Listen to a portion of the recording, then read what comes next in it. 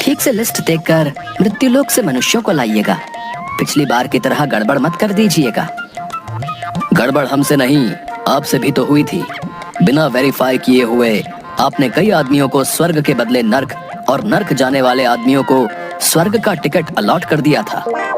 वो गलती भी आपके चलते ही हुई थी। आप ही नीचे मृत्युलोक में बिना लिस्ट वेरीफाई किए एक ही नाम और राशि के कई लोगों को एक साथ ले आए थे।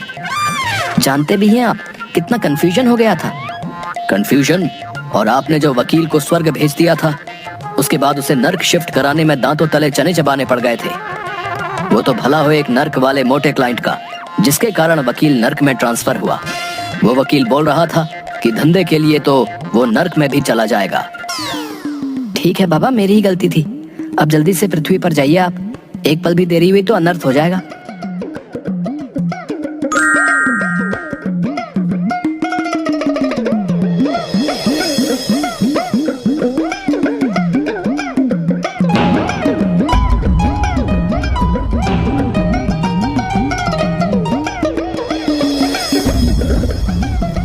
बेटा महेश, ये कवि तो अभी कविता सुना रहा है, लेकिन इसकी अभी अकाल मृत्यु है। आओ इसे हार्ट अटैक देकर ले चलते हैं यहाँ से। मंच पर विराजमान अतिथिगण एवं श्रोतागण, वीर रस की एक पंक्ति आप लोगों को समर्पित कर रहा हूँ। अबे तिनके, एक हवा का झोंका आएगा तो न जाने किधर गिरेगा, लेकिन कविता पढ़ेंगे तो वीर रस की ही। वाह रे प्रभु, तेरी लीला तू ही जाने। चल भाई, तेरे पास 3 मिनट है, निकाल ले अपनी वीर रस की भड़ास। सुन ले ओ यमराज, चैलेंज करता है तुझे कविराज। आया है तू मुझे लेने आज, मुझे अपने श्रोताओं पर है नाज। बेटा महेश, ये इसे कैसे पता चला कि हम इसे लेने आए हैं? हमारे डिपार्टमेंट का कॉन्फिडेंशियल वर्क कोई लीक कर रहा है क्या? हमें तो लगता है कि पृथ्वीवासी हमसे ज्यादा मॉडर्न टेक्नोलॉजी का विकास कर लिया है। तुझे हो ना हो अपने भैंसे पर, लेकिन मुझे अपने कलम पर है नाज। अरे तू क्या आएगा बनकर मेरा काल, मैं खुद आ रहा हूँ तुमसे मिलने। अब तू अपने आप को संभाल। मालिक, ये कवि तो आपको ही टारगेट कर रहा है। अच्छा तो ऐसी बात है, ये ले हार्ट अटैक और चल मेरे साथ। कवि मंच पर ही हार्ट अटैक के कारण लुढ़क जाता है। यमराज जी उसे लेकर बोरे में डालकर महेश पर लाद देते हैं और दूसरा टारगेट पूरा करने चल देते हैं। दूसरा टारगेट की ओर चलो बेटा महेश। मालिक, अभी तो कवि का जीवन 1.5 मिनट बाकी था। देखा नहीं, तिनके सा कवि मुझे ही चैलेंज कर रहा था। अब पड़ा है बोरे में। चित्रगुप्त जी से बोलकर इसे नर्क में भिजवाऊंगा, देखना तुम। जी मालिक, अगला टारगेट लाइफ इंश्योरेंस एजेंट का है। अच्छा, मेरा नाम ले लेकर लोगों को डरा धमका कर इसने बहुत संपत्ति बनाया है, लेकिन खुद कभी भी मेरी पूजा नहीं किया। ये तो बड़ा नमक हराम निकला मालिक। सेठ जी, आप निश्चिंत होकर रहिए। ये प्लान ऐसा है कि आपको यमराज भी नहीं कुछ कर पाएगा। हाँ बेटा महेश, ये मुझे समझ में नहीं आता कि ये लोग अपना उल्लू सीधा करने के लिए मेरा ही नाम क्यों लेते हैं। मालिक, इन्हीं लोगों ने आपको बदनाम कर रखा है। शायद इसी कारण आपकी पूजा मृत्युलोक पर नहीं होती। अच्छा, अभी इसे मजा चखाता हूँ। जीवन बीमा का प्लान बेचने वाले, अपना बीमा तो करवा लेता। यमराज बीमा एजेंट को भी ब्रेन हैमरेज करवाकर अपने साथ ले लेते हैं। अगला नंबर एक डॉक्टर का रहता है। चलो अब कुछ पढ़े लिखे लोगों से मिला जाए। जी मालिक, चलिए इन्हें भी ले लेते हैं।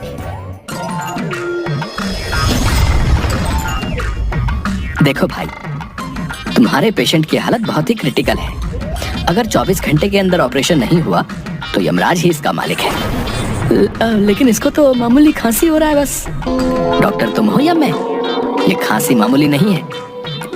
गले में फंगस, बैक्टीरिया दोनों ने एक साथ अटैक कर दिया है। लेकिन इसके लिए आपने culture test, HIV test, x-ray, CT scan, इतने सारे टेस्ट क्यों लिखवा दिए हैं? इसलिए आप लोगों को कहता हूँ, अपने से डॉक्टर बनने की कोशिश नहीं करें। मैं कोई रिस्क नहीं लेना चाहता।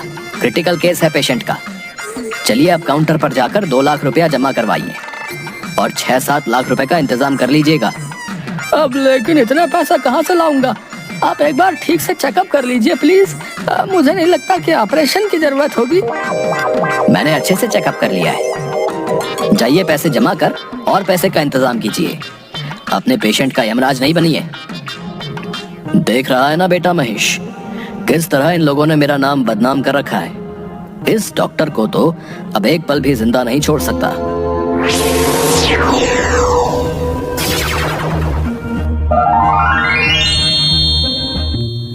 अब थक गया हूँ मालिक।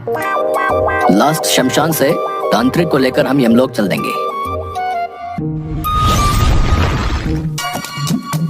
इस मुर्दे को मैं आज यमराज से छीन कर लाऊंगा। बक्कड़ चक्कड़ चामुंडा, ये लाश अभी तू खड़ा हो जा। गिद्ध चील कौवा और बाज, खदेड़ा जाएगा यहाँ से यमराज। अच्छा बेटा, मुझसे तो अच्छे अच्छे तांत्रिक भागते हैं और तुम हम ही को खदेड़ रहे हो। चल बेटा महेश, तेरा आज का कोटा पूरा हुआ।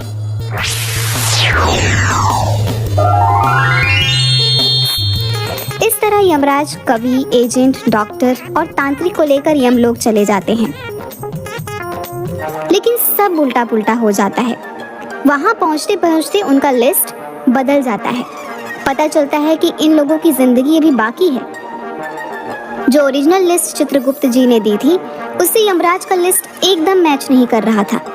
किसी तरह इसकी जानकारी उन चारों को लगती है, तो चारों स्वर्ग और नर्क के गेट के पास आंदोलन करने लगते हैं। कौन है वो मक्कार? अविलंब करो उसको गिरफ्तार। ज्योति से ज्योति जला देंगे, मारने वाले को मिट्टी में मिला देंगे। ओ कवि भाई, तुम्हें मल्टीविटामिन की जरूरत है, नहीं तो वेटिंग लिस्ट से निकल। यहाँ का कंफर्म लिस्ट में आ जाएगा। देख भाई कवि, तुमसे या जमाने से तेरी हालत छिपी नहीं है। हो सकता है हवा का एक झोंका तेरा अंतिम यात्रा का प्रबंध कर दे। इसलिए मैं तो कहता हूँ कि एक अच्छी पॉलिसी हमसे ले लो।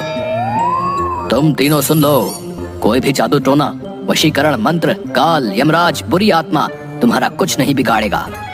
मेरी असीम शक्ति उन्हें परास्त कर देगी। अगर तुम मुझसे सेवा लेते हो, सेवा चार्ज मात्र 50,000 रुपए। पता तेलिया मसान, ऑपोजिट शमशान।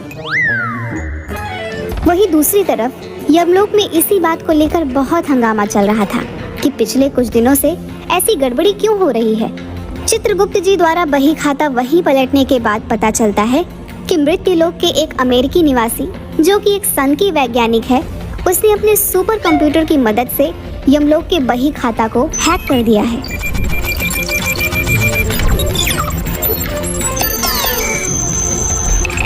ओह, अब क्या होगा? देखता हूँ क्या हो सकता है। इन चारों को यमलोक लाए कितनी देर हुई है? 3 मिनट। पहले बिना समय गवाए इन चारों को मृत्युलोक छोड़कर आइए। अगर किसी ने अंतिम संस्कार कर दिया तो अनर्थ हो जाएगा। यमराज तुरंत उन चारों को लेकर महिष पर लाद कर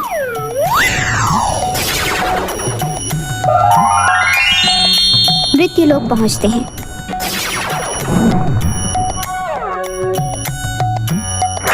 और उन सभी को उनके शरीर में वापस भेज देते हैं। उनके परिजन, जो उस समय रो रहे थे, विलाप कर रहे थे, उन्हें वह जिंदा पाकर बहुत खुश होते हैं। यमराज वापस यमलोक पहुंचकर सन की वैज्ञानिक यमलोक के बही खाते के साथ छेड़छाड़ किया है, इसलिए उस सन की वैज्ञानिक को दंड मिलना चाहिए। हम चाहें तो अभी के अभी उस सन की वैज्ञानिक और उसके टेक्नोलॉजी को नष्ट कर दें, लेकिन हमारा हाथ भी सिस्टम से बंधा है। उस सन की वैज्ञानिक को मजा चखाने के लिए आपको पृथ्वीलोक पर जाना होगा। यही ठीक रहेगा। मैं अभी ही अपने महिष को लेकर निकलता हूँ पृथ्वीलोक के लिए। रुकिए, ये नक्शा ले लीजिए ताकि उस वैज्ञानिक को खोजने में आसानी हो। उसका सारा बायोडेटा लिखा हुआ है इसमें। यमराज और महिष दोनों अपना अपना गेटअप चेंज कर लेते हैं। यमराज जी अपना नाम यम्मू और महिष अपना नाम भैंसू रख लेता है।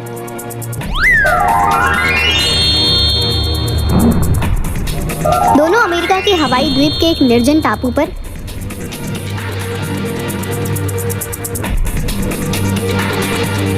वैज्ञानिक को सबक सिखाने के लिए पहुंचते हैं। सिक्योरिटी से बच बचाकर दोनों वैज्ञानिक के लैब के पास पहुंचते हैं।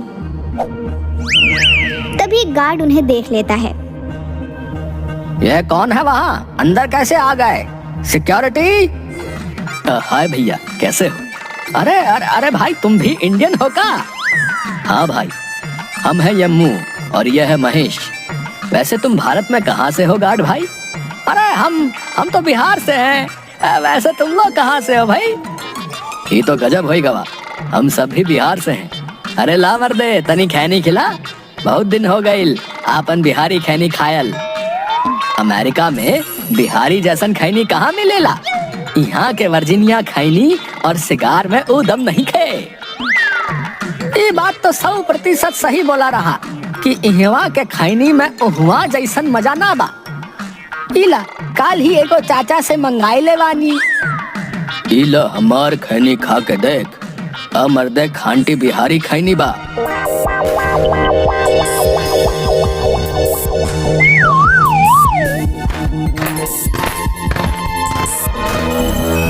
आओ आओ, वेलकम। तुम दोनों की एक्टिविटी मैं अपने सुपर स्मार्ट कंप्यूटर पर मेन गेट से ही देख रहा हूँ। जिस तरह से तुम दोनों ने मेरे सिक्योरिटी और गार्ड्स को चकमा दिया है, मैं तुमसे मिलने को और बेचैन हो गया था।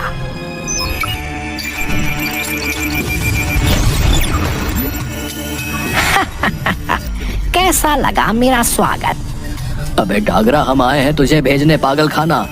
ये ले तेरा पिंजरा। ओहो, इंटरेस्टिंग। ये ले, अब बच के दिखा। डागरा के हाथों में से एक रे निकलकर उन दोनों की ओर बढ़ती है, लेकिन पहले से तैयार यम्मू और भैंसू दोनों उस रे को अपने सुरक्षा कवच से बेकार कर देते हैं। कैसा रहा यमलोक का अंदाज? इसके बाद यम्मू बढ़कर सन की वैज्ञानिक डागरा को पकड़ लेता है और उसके दिमाग में पीछे से 2 नस को दबा देता है। ये ले भटके हुए मनुष्य, तू अब अपने बचपन के मजे ले। अब वह वैज्ञानिक अपना सारा मेमोरी भूलकर बच्चों की तरह ट्रीट करने लगता है। अरे अंकल, आपकी मूठ के साथ मुझे खेलना है। अरे बाबा, मैं तो बफेलो की सवारी करूंगा। उसके बाद यम्मू और भैंसू पूरे लैब को जला देते हैं। अब हमें जल्दी से यमलोक की तरफ निकलना चाहिए। ये नादान मनुष्य कहीं हमारे पल्ले ना पड़ जाए। हाँ प्रभु, जल्दी विराजिए, हम लोग निकलते हैं। और वहाँ से यमलोक वापस आ जाते हैं। अब यमलोक का सारा सिस्टम पहले की तरह काम करने लगता है।